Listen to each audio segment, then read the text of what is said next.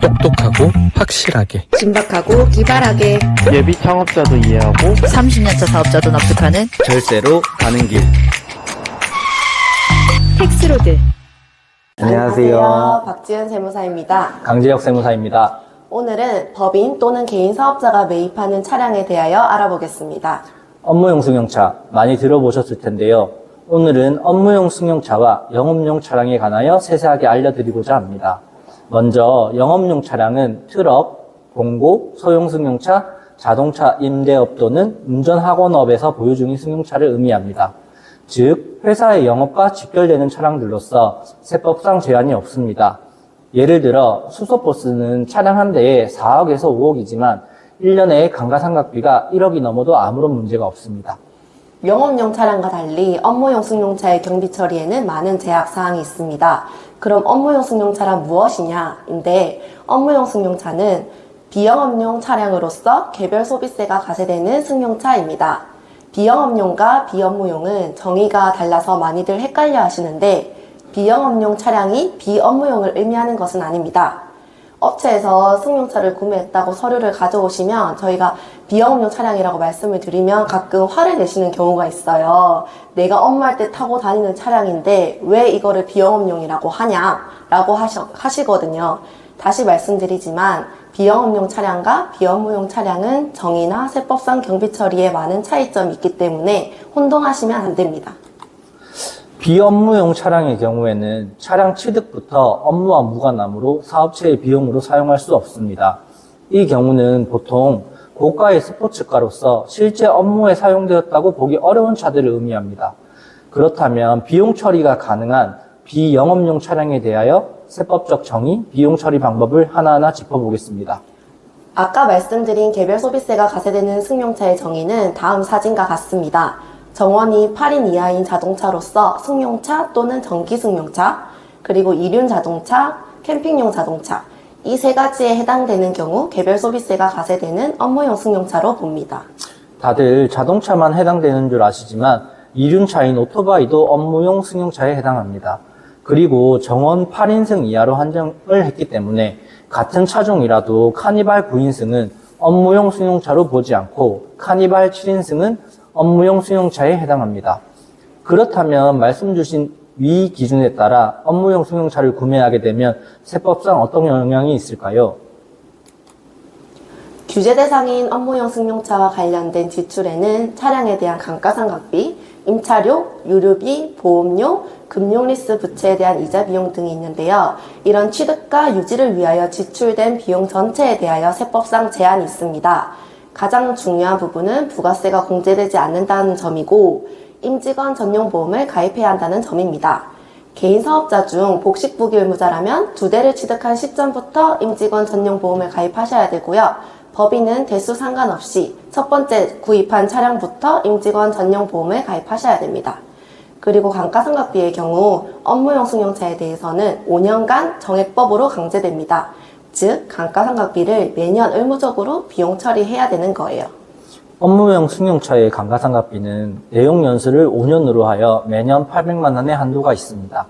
이를 초과하는 감가상각비는 당해 연도에 비용 처리되지 않고 유보되었다가 5년이 지난 연도부터 800만 원을 한도로 다시 비용 처리됩니다. 이때 감가상각비 및 차량과 관련된 모든 비용의 합계가 연간 1,500만 원을 초과할 경우 비용 처리를 위하여 반드시 업무용 차량 운행 일지를 작성해야 합니다. 만약 작성하지 않았다면 일부는 비용 처리하지 못하게 됩니다. 또한 운용리스나 렌트를 할 경우 비용 처리가 다른지 여쭤보시는데요. 계산식만 다르지 큰 차이는 없습니다. 운용리스의 경우 연간 리스료에서 보험료, 자동차세, 수선유지비를 차감한 금액을 감가상각비로 보고요. 렌트의 경우 렌트료의 70%를 감가상각비로 봅니다.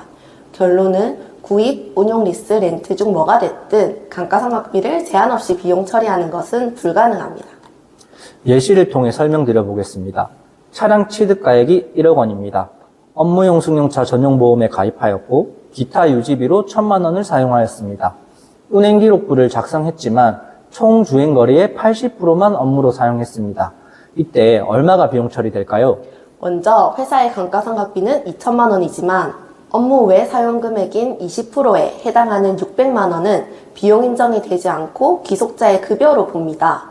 감가상각비 업무용 금액인 1,600만 원은 이 중 800만 원을 한도로 경비 처리가 가능해서 최종적으로 800만 원만 당해 연도의 비용으로 처리가 됩니다.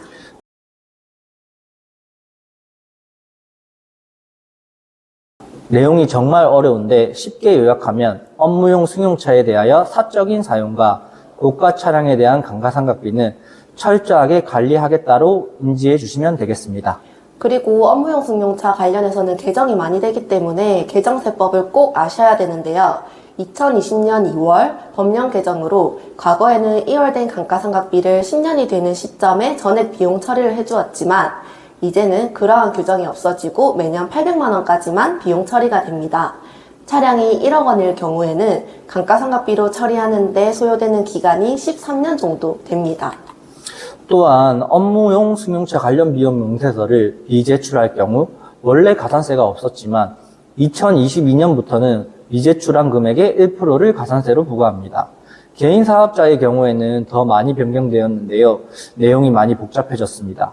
과거에는 성실신고 대상자와 전문 자격사에 한정하여 한 대를 초과한 차량에 대해 임직원 전용보험을 미가입한 경우 50%를 비용 처리해 주었지만 2024년부터는 보험에 가입하지 않으면 경비로 인정하지 않습니다. 또한 그 외 복식부기 의무자의 경우에는 100% 비용 처리 인정해서 50%로 내려갔고요.